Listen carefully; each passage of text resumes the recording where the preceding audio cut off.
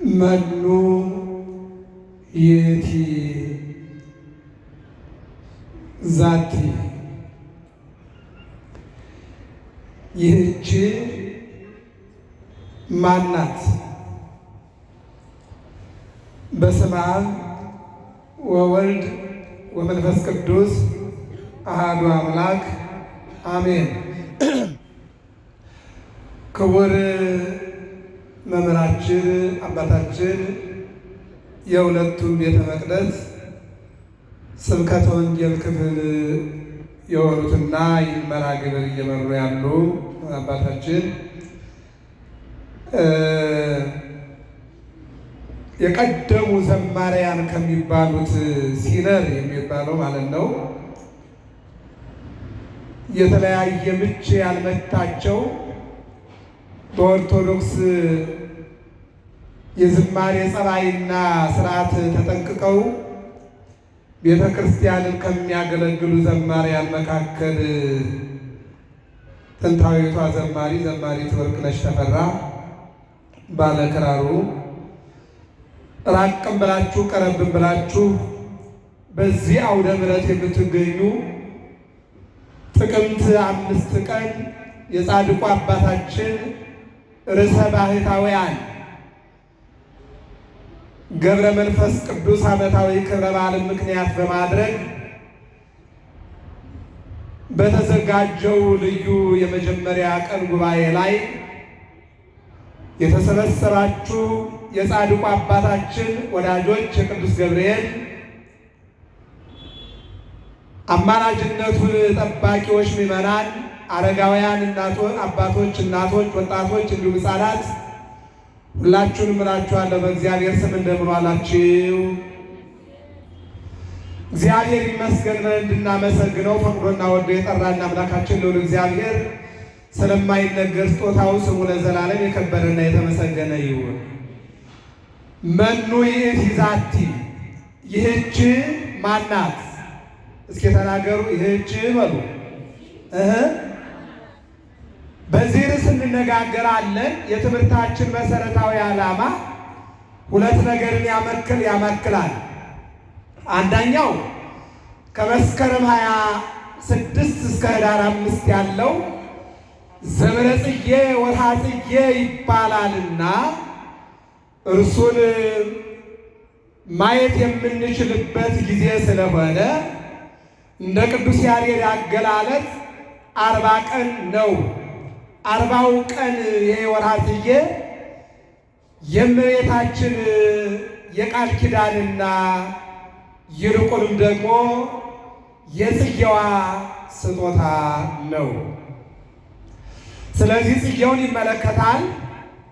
ሌላኛው ጥቅምት 3 ቀን ነውና በአንድ ልደታ ብለን በ3 በዓታ ወር በገባ በ3 በዓታ ለማርያም ብለን ሁልጊዜ እናወድሳታለን፣ እናመሰግናታለን። እነዚህን ሁለት ነገሮች ይዘን ስለ እመቤታችን እንነጋገራለን። እግዚአብሔር አምላክ የጊዜ ባለቤት ጊዜውን ባርኮ እንዲሰጠን መልካም ፈቃዱ ይሆንልን። እንግዲህ ይህች ማናት ይለናል። ይህን የሚለን ንጉሥ ሰሎሞን ነው። ንጉሥ ሰሎሞን የቅዱስ ዳዊት ልጅ ነው። መሐለ እግዚአብሔር ለዳዊት በጽድቆ ይኔስር፣ እግዚአብሔር አይጸጸትም በእውነት ለዳዊት ማለ። እንዲህም አለ፣ እስመ እምፍሬ ከርስከ አነብር ዲበ መንበርከ፣ እነሆ በወንበርህ ላይ በስጦታህ ላይ በጸጋህ ላይ በንግሥናህ ላይ በአንተ ወንበር ልጅህን አስቀምጥልሃለሁ፣ ይልቁንም ከጉልበትህ የሚገኝ ልጅህ ያንተን ወንበር ይተካል አለና በእውነት እግዚአብሔር በማይጸጸት አምላካዊ ባህሪው ለዳዊት ማለ ይለናል። እንግዲህ ሰው ቢምን ሊያደርገውም ላያደርገውም ይችላል። ቃል ኪዳን ቢገባ ሊፈጽመው ላይፈጽመው ይችላል። እግዚአብሔር ግን ስለ ቃሉ ሁልጊዜ ታማኝ ነው። እኔም እናንተም በቃላችን እንድታመን እግዚአብሔር ይርዳል።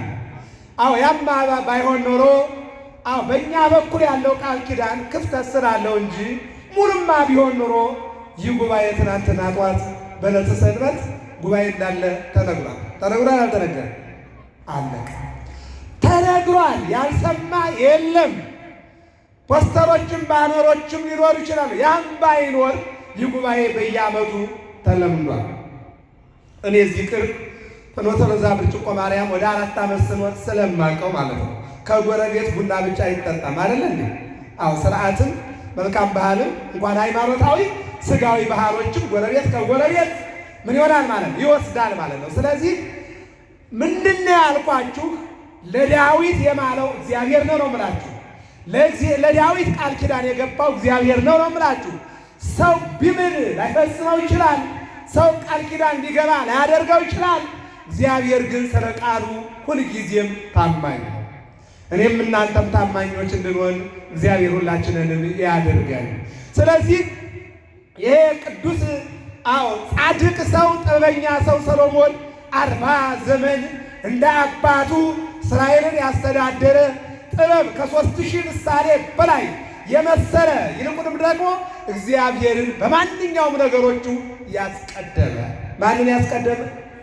እግዚአብሔርን በመንፈሳዊ ጥበብ፣ በስጋዊ ጥበብ፣ በቤተ መንግስቱ፣ በቤተ ክህነቱ በሁሉም ነገር እግዚአብሔርን ያስቀደመ ዋሊ መጽሐፈ ምሳሌ ምዕራፍ 1 ቁጥር 7 ላይ ቀዳሚሃ ለጥበብ ፈሪሃ እግዚአብሔር ብሎ ነው የጀመረው። እስኪ ተናገሩ። የጥበብ መጀመሪያ በሉ ማንም መፍራት ነው። ይህ ነው ሰሎሞን ማለት። ሰሎሞን ማለት ነው የጥበብ መጀመሪያ እግዚአብሔርን መፍራት ነው ብሎ አስቀድሞ እግዚአብሔርን ያስቀደመ በዓይኑም በሕሊናውም በጥበቡም በቤተ መንግስቱም በቤተ ክህነቱም በሕዝቡም በወጣቱም በሕፃናቱም በድሃውም በሀብታሙም በወጣኒው በማዕከላዊው በፍጹሙ በዚህ ሁሉ ያለው አመለካከት አንድ ወጥ የሆነ እግዚአብሔርን ያስቀደመ። እንዲህ አይነት አእምሮ ለሁላችን የሚያድለን እግዚአብሔር። ስለዚህ ሰሎሞን ምን ይለናል? መኃልየ መኃልይ በተባለው ድርሰቱ መኃልየ ማለት የምስጋና ምስጋና። ለካም ከምስጋና የሚበልጥ ምስጋና አለ። እየሰማችሁ ይኖራል። ከስጦታ የሚበልጥ ስጦታ አለ። ከሀብት የሚበልጥ ሀብት አለ። ከስጋዊ ሀብት መንፈሳዊ ሀብት፣ ከስጋዊ ጥበብ መንፈሳዊ ጥበብ። እየሰማችሁ ይኖራል። እግዚአብሔር ይስማችሁ። መኃልየ መኃልይ ለዚህ ነው በዘጸአት ምዕራፍ 14 ላይ ያቺ የሙሴ እህት ማርያም ከበሮ እየመታች 600 ሺህ እስራኤላውያን ንሴብሖ ለእግዚአብሔር ስቡሐ ዘተሰብሐ። የምስጋና ምስጋና እግዚአብሔርን እናመስግነው። ውሃውን ከፍሎ በደረቅ አሻግሮናልና ቅዱስ ያሬድ ይህን ሲደግፈው ደቂቀ እስራኤል አደው በእግር አለ። እግዚአብሔር እንዲሻገሩ የፈቀደላቸው እስራኤላውያን ውሃው ግራና ቀኝ ተከፍሎላቸው በደረቅ ተሻገሯል። በምን ተሻገሩ? ስለዚህም ባለፈረሱ አልደረሰባቸውም። ባለጋሻው፣ ባለጦሩ፣ ባለጉልበቱ፣ ባለሰራዊቱ አልደረሰባቸውም። ቢደርስም እንኳን ውሃው መልሶ ተከደነና እሱ ከነሰራዊቱ ወደ ባህሩ ገባ። ድሃዎቹ ግን ተሻገሩ። ክብርና ምስጋና ለመድኃኒዓለም ነው። እግዚአብሔር ነው ማለት ነው። ስለዚህ መኃልየ መኃልይ ስለ ሰሎሞንና ስለ ቤርሳቤህ፣ ስለ ቤተ ክርስቲያንና ስለ ክርስቶስ፣ ስለ ድንግል ማርያምና ስለ ኢየሱስ ክርስቶስ በሚተረጉመው ድርሰቱ እንዲህ አለ። መኑ ይእቲ ዛቲ 3 ጊዜ ይህን ተናግሮታል በጎላ። ይህቺ ማናት አለና የሚገርማችሁ ነገር ዘርዝሮ ያስቀምጣል። መጀመሪያ ላይ ግን የምንናገራቸው ነገሮች አሉ። ይህች ማናት? ውድስት አንቲ በአፈ ነቢያት፣ በነቢያት የተወደሰች፣ በነቢያት በአበይት ነቢያት፣ በደቂቀ ነቢያት፣ በጽሑፍ ነቢያት፣ በቃል ነቢያት፣ በተሰወሩ ነቢያት፣ ባረፉ ነቢያት፣ በሚታዩ በማይታዩ የተወደሰች ማናት ይልና በ15 የቃል ነቢያት በ16 የጽሑፍ ነቢያት በ31 ነቢያት አው ውድስት አንቲ ባፈ ነቢያት አባ ጊዮርጊስ ዘጋስጫ ቅዱስ ያሬድም ሁለቱም ተጋርተውታል ይህንን ሐሳብ። አው በነቢያት አንደበት የተመሰገነች ማናት? እስኪ እልል በሉና መስራት ድንግል ማርያም ይህን ነው የሚናገረው። በነቢያት አይታችኋል። እኛ አሁን የምናመሰግናት ተደርጎልናል አይተናል፣ ሆኖልናል አይተናል፣ ተፈጽሞልናል አይተናል። ምንሆ ቅሰሬዋ ወታምህዋ አለ ቅዱስ ያሬድ። ከሩቅ እኮ ነው ያዩት እኮ፣ በትንቢት እኮ ነው ያዩት እኮ፣ በሱባኤ እኮ ነው ያዩት እኮ።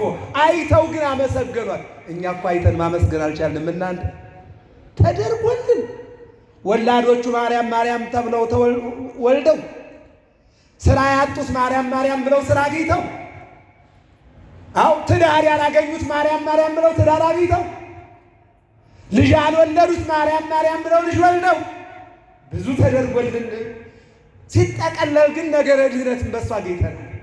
ይህን አግኝተን በማመስገን ይጨንቀናል፣ ይጠበናል፣ አንደበታችንም እጃችንም ይተሳሰራል።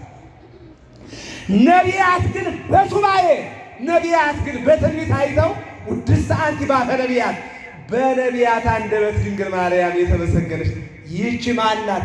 በነቢያት የተመሰገነችው ማናት? እሷ ድንግል ማርያም ይለናል። ወስብእት በሐዋርያት በሐዋርያት በነቢያት የተወደሰች በሐዋርያት ደግሞ የተመሰገነች። እንደውም ይሄ ከትንሣኤው በኋላ በቀራንዮ ልጇ ተሰቅሎ በ5 ምስማር ተቸንክሮ በአንድ ጦር ተወግቶ 6666 ግርፋት አርፎበት የቆሻሻ ምራቃቸውን ሰውነቱ ላይ ተፍተውበት ያ ይሴላዩ ምኑ ደጓለመያው መዝሙር 4 ቁጥር 2 ላይ ያለው ትንቢት ተፈጽሞ ይሴላዩ ደምግባቱ ውበቱ ከሰው ልጆች ይበልጣል የተባለው አምላክ ኢሳይያስ እንደተናገረው ደምግባት ወዴት አለ? ደምግባት ወዴት አለ? ያ ለዛ ያ ውበት የት አለ ብሎ እንደተናገረው ለእኛ ሲል በመስቀል ላይ ተንጠልጥሎ ስጋው ተቆርሶ ተቆራርጦ ወድቆ እንደገና ደግሞ አጥንቱ ተጨርቶ ደሙ ፈሶ ቀና ብላ ማየት ያልቻለችው ልጇ ወደ መቃብር ወርዶ በሦስተኛው ቀን በአብይ ኃይል ወስልጣን በራሱ ኃይልና ስልጣን ተነስቶ 40 ቀንና 40 ሌሊት ሐዋርያትን 7ቱ ኪዳናትን ሲያስተምራቸው አብራ እሷም ከልጇ ከወዳጇ የትንሣኤ ባለቤት ከሆነው ልጇ ጋር አብራ ትታይ ነበረ። በ40ኛው ቀን ሲያርግም አብራ ትመለከት ነበረ። በ50ኛው ቀን መንፈስ ቅዱስን ሲያድልም አብራ ተካፋይ ነበረች። ከኔ ጋር ናቸው አይደል? ይህች ማናት? የመድኃኔዓለም እናት ወላዲተ አምላክ ናት። በአፈ ነቢያት የተወደሰች በሐዋርያት አንደበት የተመሰገነች አክሊለ በረከቱ ለያዕቆብ የያዕቆብ የበረከቱ አክሊል ይህን ደግሞ ወስኑሰ ለያዕቆብ ይእቲ ሥጋ እንተነሣ እምድኅን እማርያም እነሆ ከእሴይ ዳዊት ከዳዊት ሰሎሞን ትወፅእ በትር እምሥርወ እሴይ ከዳዊት ስር ትገኛለች የተባለችው እመቤት ይህች ማናት? ድንግል ማርያም። ድንግል ማርያም የያዕቆብ የበረከቱ አክሊል ከያዕቆብ ተገኝታለችና ወትምክሕተ ቤቱ ለእስራኤል የእስራኤል መመኪያ የእስራኤል ዘሥጋ መመኪያ ለእኛ ደግሞ ለእስራኤል ዘነፍስ መድኃኒታችን ነያ እሞሙ ነያ መድኃኒቶሙ መድኃኒታችን የሆነች ድንግል ማርያም ክብርና ምስጋና ለስሟ ይሆን። አያችኋት? እሷ ናት ድንግል ማርያም። ችን ነው የሚናገራል። የመላእክት እህት፣ የጻድቃን እመቤት፣ የደናግል መመኪያ፣ የሐዋርያት እናት፣ የሰማዕታት ጽናት፣ የባሕታውያን ደግሞ እነሆ የምታረጋጋ የመነኮሳት መቁጠሪያቸው ድንግል ማርያም ናት። ክብርና ምስጋና ለእናታችን ለድንግል ማርያም። ይህች ማን ናት? የአምላክ እናት፣ የአምላክ እናት እና ዛሬ በዓተ ገባ ይላል። ወደ ቤተ መቅደስ የገባችበት እንደሚታወቀው የስዕለት ልጅ ናት። ነሐሴ 7 ቀን ተጸንሳ ግንቦት 1 ቀን ተወልዳ 3 ዓመት በእናት አባቷ ቤት ቆይታለች።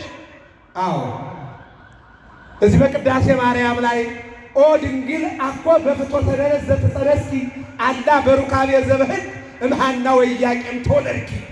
ከሐና ከኢያቄም ከተወለደሽ በኋላ የሚገርማችሁ ነገር 3 ዓመት ቆይታ አድርጋለች። ለዚህ ነው ቅድም ሰው ቃል ቢገባ ቃሉ ላይፈጽም ይችላል፣ ቢሳል ስለቱን ላያመጣ ይችላል፣ እንደገና ደግሞ ቢምል ደግሞ መሐላውን ላያከብር ይችላል። እየሰማችሁ ነው አይደል? እግዚአብሔር ግን ስለ ቃሉ ታማኝ ነው ብያችኋለሁ። አሁን ኢያቄም እንግዲህ በዚህ መዝሙር 66 ቁጥር 15 ላይ 4 ላይ ከሚቃጠል መስዋዕት ጋር ወደ ቤትህ እገባለሁ፣ በመከራዬ ጊዜ በአፍ የተናገርኩትን ከንፈሮችም ያሉትን ስለቴን ለአንተ እፈጽማለሁ ይላል በአምላክ ነው ተላምና። አሁን እመቤታችን የስዕለት ልጅ ናት። ሐና ተስላለች፣ ኢያቄም ተስሏል። ወንድም ቢሆን ላንተ፣ ሴትም ብትሆን ላንተ።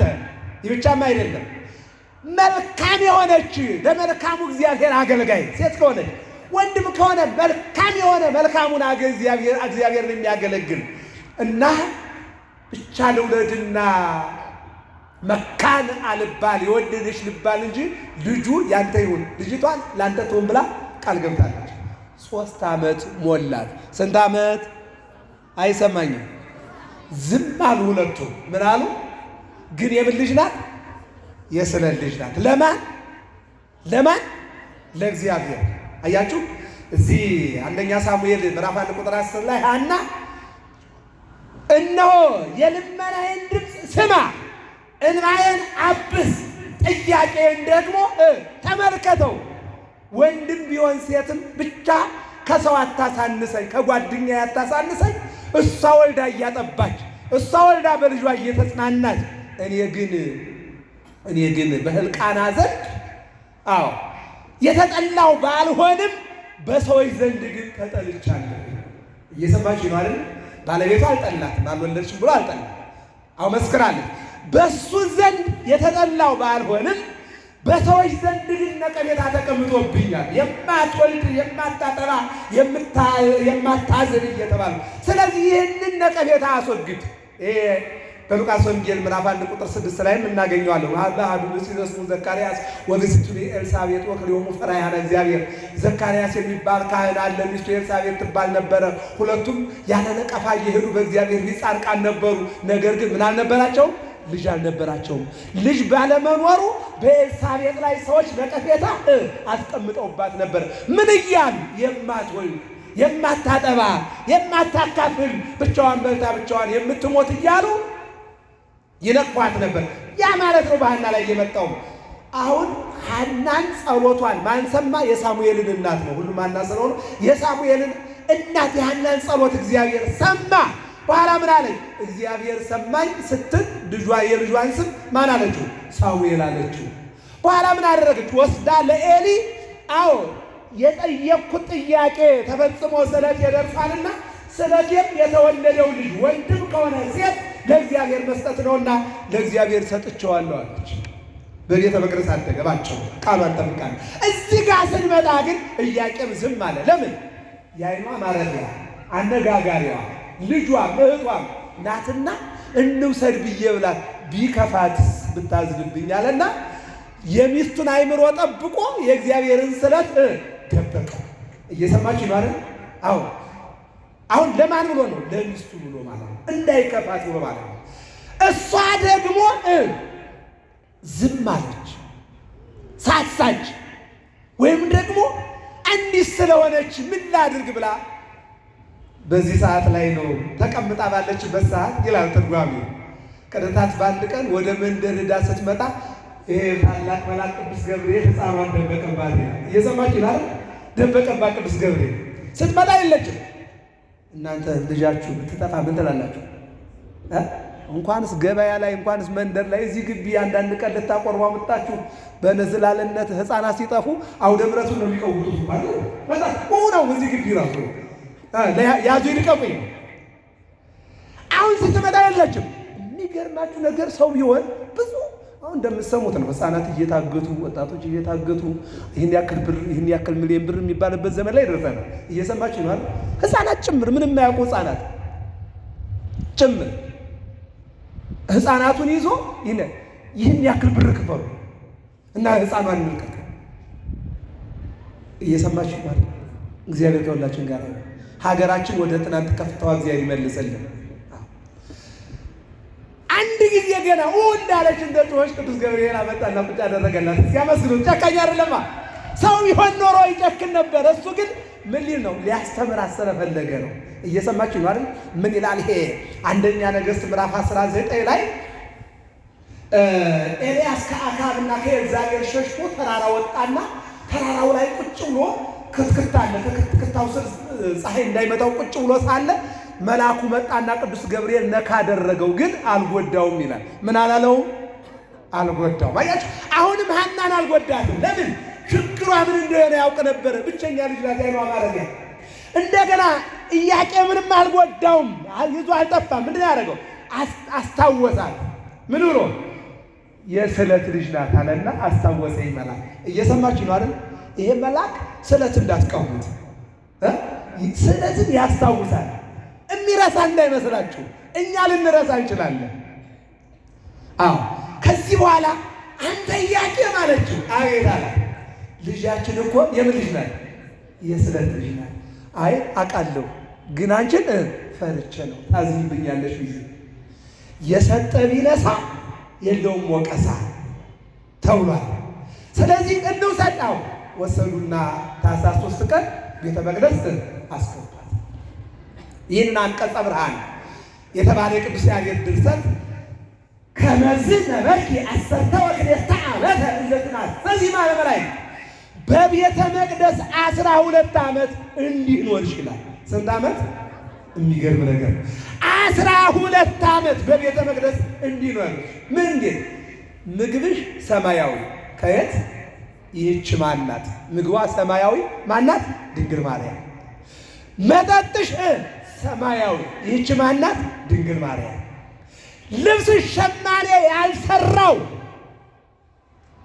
አዎ ገበያም ያልተገዛ ልጅሽ፣ አዎ ወልድኪ ጽዋኪ የጠራሽ ለእናትነት ያከበረሽ፣ ከውስጥሽ በሚወጣ ራሱ ልጅሽ ያለበሰሽ ልብስ።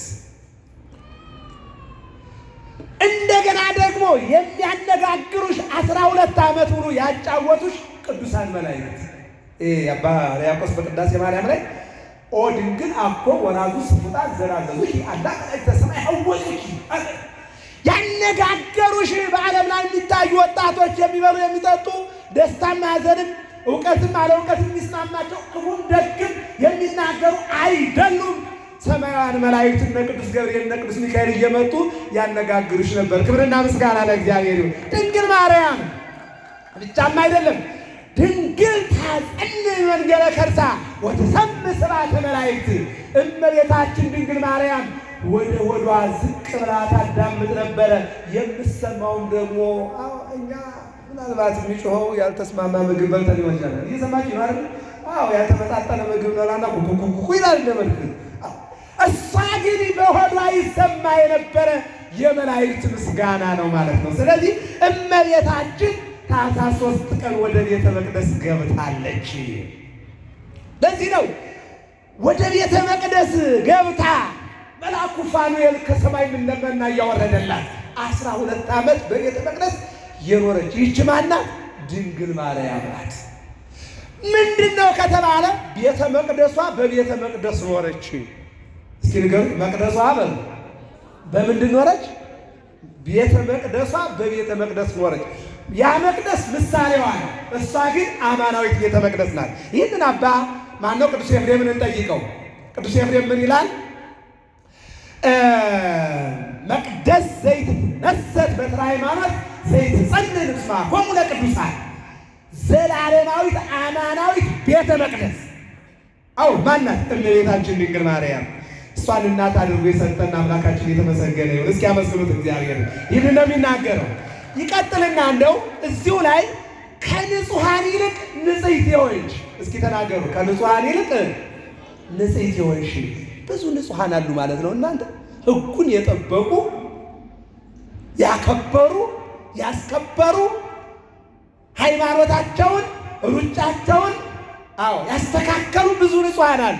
ለዚህ ነው ቅዱስ ኤፍሬም በሮብ ውዳሴ ማርያም ላይ የሀቢ ክብራ ለማርያም ኩሎሙ ቅዱሳን ከቅዱሳን ይልቅ የድንግል ማርያም ክብሯ ይበልጣል።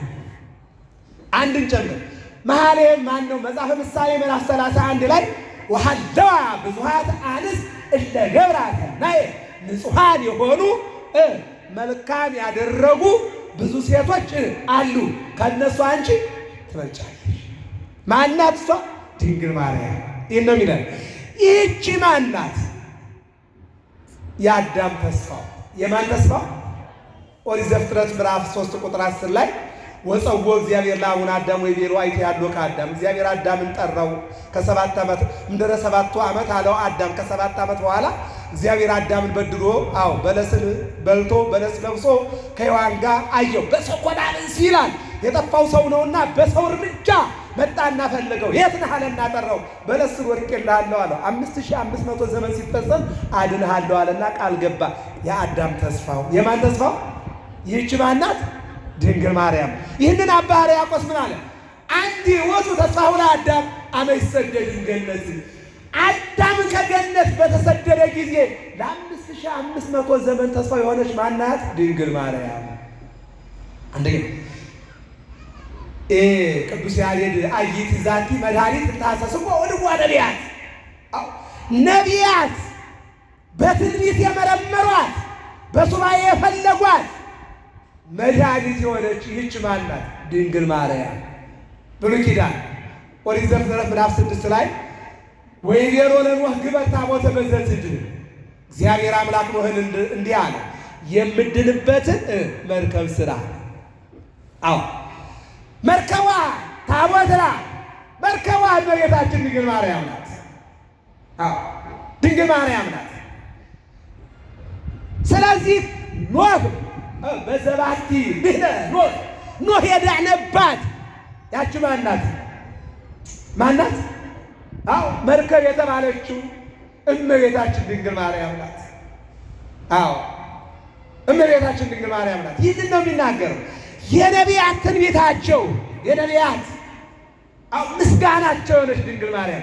ለዚህ ነው በዛሬው ማኅሌተ ጽጌ ላይ ከመታቦት ስርጉት በወርቅ አረብ ወተርሴስ ነው በተለያየ ንጹሕ ወርቅ እንዳሸበረቀ ታቦት ወይም ያሸበረቀ ታቦት ምሳሌዋ የሆነላት ድንግል ማርያም ከመታቦት ስርጉት በወርቅ አረብ ወተርሴስ እዚያ በንጹሕ ወርቅ የተለበጠውን ታቦት የመሰለች ወይም ምሳሌዋ የሆነላት ማናት? እሷ ድንግል ማርያም።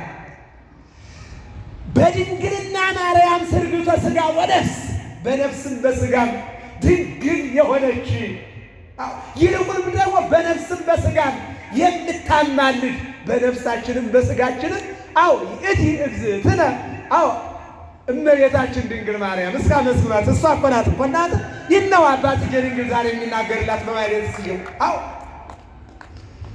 ከመታቦት ስርጉት በወርቅ አረብ ወተርሴስ በድንግልና ማርያም ስርጉተ ሥጋ ወነፍስ ተአምረ ነቢይ አራይኪ በቤተ መቅደስ። አያችሁ 12 ዓመት በቤተ መቅደስ የተአምር አኗኗር ነው። እሺ ምንድነው ተአምሩ? በመላእክት መና ሲመጣ፣ በመላእክት ወይኑ ሲመጣ፣ በመላእክት ምስጋና ሲመጣ፣ በመላእክት ሁሉ ነገር ሲመጣ 12 ዓመት በቤተ መቅደስ ከመላእክት ጋር ተአምር እያደረገች የኖረች ይህች ማናት? ድንግል ማርያም እናታችን። ኢያቄም ወሐና ቀንሞስ ቀናንሞስ በገነት ውስጥ ያሉ ቀንሞስ ቀናንሞስ የሚባሉ አበባዎች አሉ። ኢያቄምና ሐና የድንግል አበባዎች ያፈሯት ፍሬ እመቤታችን ድንግል ማርያም። እስከ መስራት እናንተ ይህን ነው የሚናገረው። ጽጌውን እኮ ነው እመቤታችን ድንግል ማርያም ኢያቄም ወሐና ቀንሞስ ቀናንሞስ እምዘ ጸገዩኪ በአመሰቀስ ተስለው ለምነው ያገኙሽ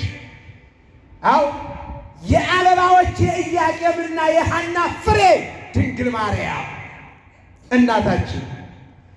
ይህንን ነው ይህች ማናት ይላል። ይህ ከነገርኳችሁ ትምህርቴን ጠቅለል ላድርገውና ስለ በዓታ ከነገርኳችሁ የጽጌውን ነግሬያችሁ ደህና ደሩ ልበላችሁ። ጽጌው ከመስከረም 26 ከኅዳር 5 ገና ሰፊ ጊዜ ስለሆነ በብዙ መምህራን ስለምንማማረው አጠር አድርጌ ነው የምገልጸው። እግዚአብሔር ከሁላችን ጋር ይሁን። ጽጌ ወርሃ ጽጌ ከመስከረም 26 ከኅዳር 5 ወርሃ ጽጌ ይባላል። ወርሃ ጽጌ ማለት ጽጌ ዘመነ ጽጌ ይባላል። ዘመነ ክርስቶስ ይባላል። ዘመነ ማን? ዘመነ ክርስቶስ። ዘመነ ድንግል ማርያም ይባላል። ወርሃ ጽጌ የሚገኘው ከክረምት ቀጥሎ ነው። በክረምት የበቀለው ቡቃያ በወርሃ ጽጌ ምን ይሆናል? ያብባል ማለት ነው፣ ያፈራል ማለት ነው። መነሻው ምንድን ነው? ክረምት ነው ማለት ነው። ክረምት ያልበቀለ ጥቅምት ላይ አበባ አይኖርም። ይኖራል እንዴ? አይኖርም።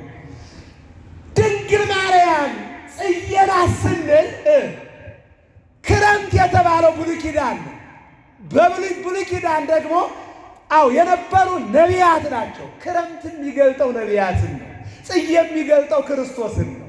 ክረምት የሚገልጠው ደቂቀ ነቢያትን ነው። ጽጌ የሚገልጠው ድንግል ማርያምን ነው። እየሰማችሁ ነው አይደል?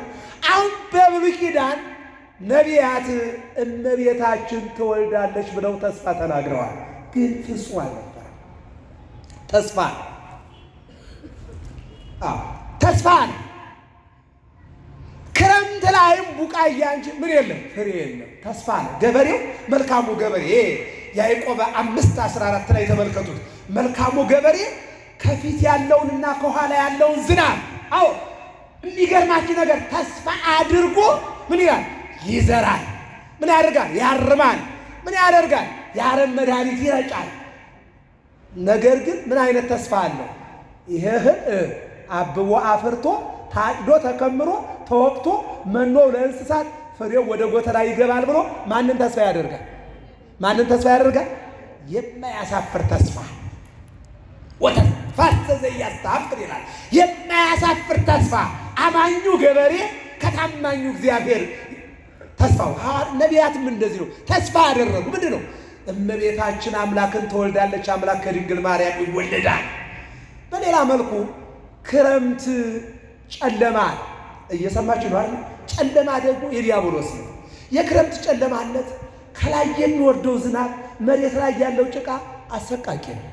በተለይ ብርዱ፣ በተለይ ቅዝቃዜው፣ በተለይ ማዕበሉ፣ በተለይ ደግሞ ነፋሱ አንዱ እግርን ነቅሎ መጓዝ መሻገር የማይቻልበት ዘመን ክረምት ማለት ነው። ብሉይ ኪዳን እንደዚያ ያ ዘመን 5500 ዘመን። እስኪ ዳዊትን አስቡት።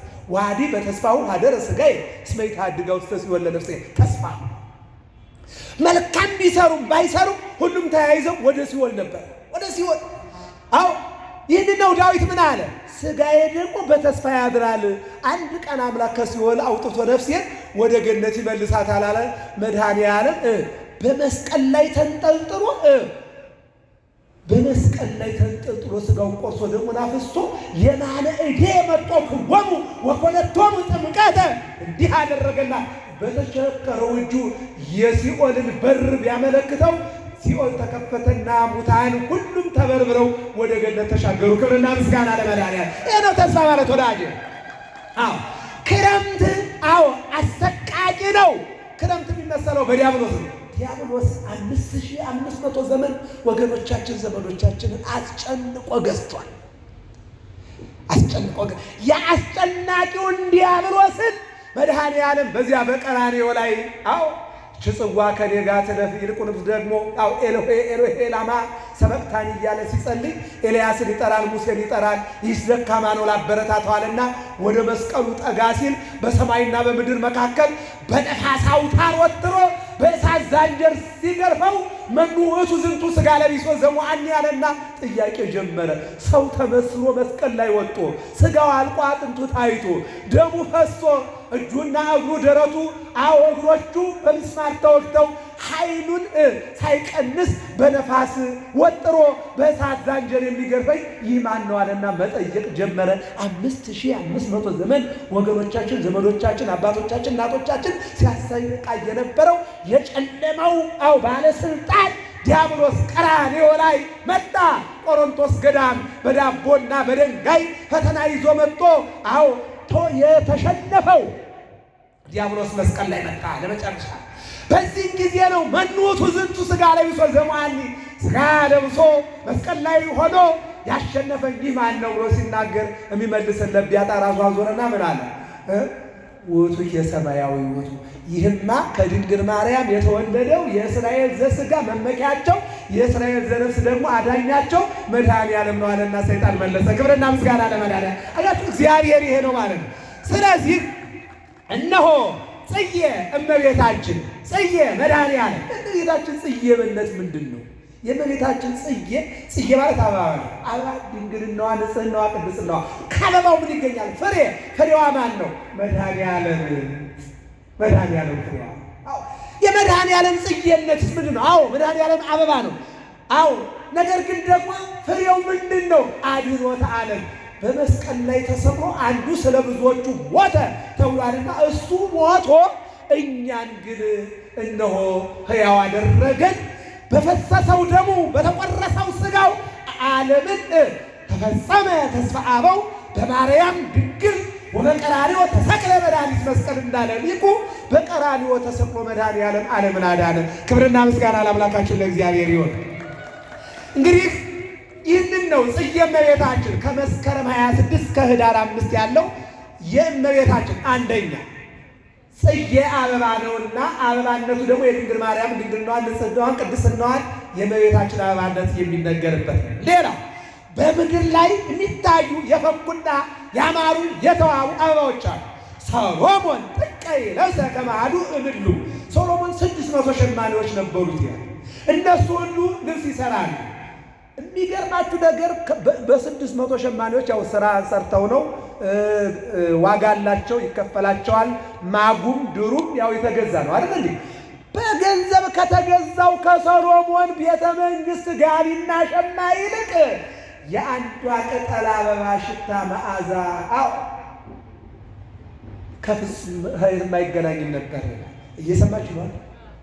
መዓዛ ሆሙ ለቅዱሳን፣ የቅዱሳን መዓዛ የሆነችው ድንግል ማርያም ሰሎሞን ጥቀ ይለብሰ እሷ የተመሰሉላትን አበባዎች የአንዱን አበባ ያክል እንኳን ሰሎሞን አልለበሰም። ድንግል ማርያም ግን እነዚህም ሁሉ ቅጠሎች ይገርማችኋል ያበቡት ይለናል። አንድ ምሳሌ ምንድን ነው የሚለው? 5500 ዘመን ነቢያት ትንቢት ተናገሩ። ምን ማለት ነው? የትንቢት አበባ ቀሰሙ። እመቤታችን ደግሞ የነቢያትን የትንቢት አበባ ስብስብ አድርጋ ማር አድርጋ መድኃኔዓለምን አመጣቸው። ክብርና ምስጋና ለመድኃኔዓለም። ይህን ነው እንግዲህ እነዚያ ሁሉ አበባዎች አበባዎችን የቀሰሟቸውን የ15 የቃል ነቢያት፣ የ16 የጽሑፍ ነቢያት የሁሉንም ተስፋ የሁሉንም ትንቢት የሁሉንም ሱባኤ እመቤታችን ስብስብ አድርጋ ማንን አመጣቸው? መድኃኔዓለምን አመጣቸው። እስኪያመስግኗት እናታችን ድንግል ይህን እኮ ነው የሚናገረው። ስለዚህ ጽጌ ማለት አበባ ሲሆን ለዚህ ነው እንዘ ተሐቅፍይ ወለሕፃንሽ ጽጌ ጻዕዳ ወቀይ፣ ቀይና ነጭና ቀይ የሆነ ልጅሽን ታቅፈሽ ነይ። እስኪ ተናገሩ። ነጭና ቀይ የሆነ ልጅሽን ታቅፈሽ ነይ። ለሕፃንኪ ድንግል ቀይና ነጭ ጻዕዳ ወቀይ፣ ጻዕዳ በመለኮቱ ወቀይ በትስብእቱ። ይህንን ኢሳይያስን መኑ ውእቱ ዝንቱ ቀይሐ አልባስ ዘእምባሶር ከ600 ዘመን በፊት ከዚያ ከገሊላ የወጣ ቀይ ጎልማሳ ማን ነው እያለ ነቢይ ይጠይቃል ይልና መንፈስ ቅዱስ ደግሞ ሲመልስ ይህማ እስመ ቀይሐ አልባስ ዘእምባሶር፣ ባሶር የተባለ ሥጋ ማርያም ነው። ከገሊላ የወጣው ደግሞ እነሆ መድኃኔዓለም ኢየሱስ ክርስቶስ ነው። እሱ ደግሞ ማን ነው? የድንግል ማርያም ጽጌ አበባ የተባለው ክርስቶስ ነው አለ። ክብርና ምስጋና ለስሙ። አያችሁ፣ ይህንን ነው አሁን ነጭ ቀይህ በትስብእቱ። ቀይ የተባለው ከድንግል ማርያም የወሰደው ሰውነት ነው፣ ሥጋ ነው። ነጭ የተባለው ደግሞ ባህሪው ነው፣ የመለኮት ባህሪ ነው። ይህንን ማቴዎስ ወንጌል ምዕራፍ 17 ላይ ወአልባሲሁኒ ኮነ ጻዕዳ ከመ በረድ ዘኢይክል መሐብል አይጻይዮቶ። ይሄ መለኮት ባህሪ እየሰማችሁ ነው አይደል? እግዚአብሔር ከሁላችን ጋር ነው። ስለዚህ እመቤታችን የለበሰችው ልጇ ወዳጇ ከሷ የተገኘው አዎ የሰጣት ጸጋ ንጽሕና፣ ቅድስናዋ፣ ድንግልናዋ የሚያሳይ አዎ እንደሆነ ጽጌ ጻዕዳ ወቀይሕ አዎ ስለ አድኅኖ ይዘው ካህናቱ ሊቃውንቱ ደግሞ ጸናጽል መቋሚያ ይዘው በማኅሌቱ ደግሞ ቀይ እና ነጭ አበባ እየታደለ የወልድ ባህሪ ልጅነት የአብ ባህሪ ደግሞ አባትነትን የሚያሳይ የመንፈስ ቅዱስ ባህሪ ደግሞ በሊቃውንት መካከል ያለውን አገልግሎት አፈጻጸም የሚያሳየውን 40 ቀን በሙሉ እንዘ ታቅፍዮ እያልን እናመሰግናታለንና ይህ ብቻም አይደለም። ሀለፈ ክረምት ቆመ በረከት፣ ክረምቱ አለፈ በረከት ተተካ። አዎ ሀለፈ ክረምት ቆመ በረከት ናሁ ጸገዩ ጽጌያት፣ እነሆ ጽጌዎች አበቡ። ጽጌያት ማን? ድንግል ማርያምና መድኃኒዓለም እናትና ልጅ ጸገዩ አበባቸው ታየ። የእሷ አበባ የእሱ ለእናቱ የሰጠው ክብር ታየ የሚለውን ነው የሚተረጉመው ማለት ነው። ወደ መጨረሻው ስንመጣ እንግዲህ መኃልየ ምዕራፍ 3 ቁጥር 6 ላይ ይህች ከምድረ በዳ እንደወጣ ምሰሶ የወጣች እንደ ማለዳ ብርሃን የምትጎበኝ እንደ ጨረቃ የተዋበች እንደ ፀሐይ የጠራች እሷ ማናት ይልና ዓላማ ይዞ እንደተሰለፈ ሰራዊት የምታስፈራ ይህች ማናት? የአምላክ እናት ድንግል ማርያም ናት። መኃልየ ምዕራፍ 6 ቁጥር 10 እስኪ ተናገሩ። ይህች ማናት? በአዲስ ኪዳን ደግሞ አጊት ይዛቲ እንተ ታስተሪ እምርሁቅ አው ከመማይቶት እንደ መብራት እንደ ፀሐይ ከሩቅ የምታበራ ማናት አለ ቅዱስ ያሬድ። ደግሞ ሰሎሞንን ተጋር ይቀጥልና ደግሞ ኢሳይያስ 23:7 ላይ የደስታችሁ ከተማ ይህች ናት። ኧረ በማርያም ተናገሩ። የደስታችሁ በሉ ከተማ ማናት?